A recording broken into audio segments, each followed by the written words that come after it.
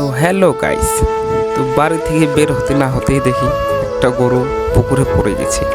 তো গরুটা নিজেই উঠলো।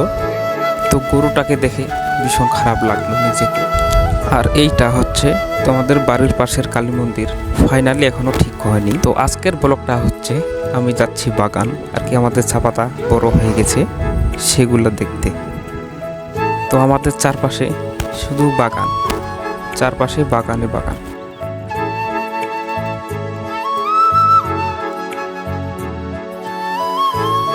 তো ফাইনালি বাগান পৌঁছে গেছি, আর এইটা হচ্ছে আমাদের বাগান।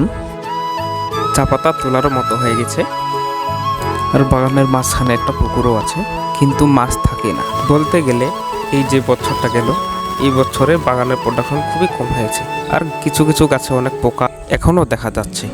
আর তোমরা কে কে বাগানের সম্বন্ধে এখনও জানো না, কমেন্ট করো। তো ব্লগটা কেমন লাগলো, ভালো লাগলে লাইক কমেন্ট শেয়ার, আর চ্যানেলে নতুন হয়ে থাকলে অবশ্যই সাবস্ক্রাইবটা করে দিও। তো দেখা হচ্ছে নেক্সট ব্লগে।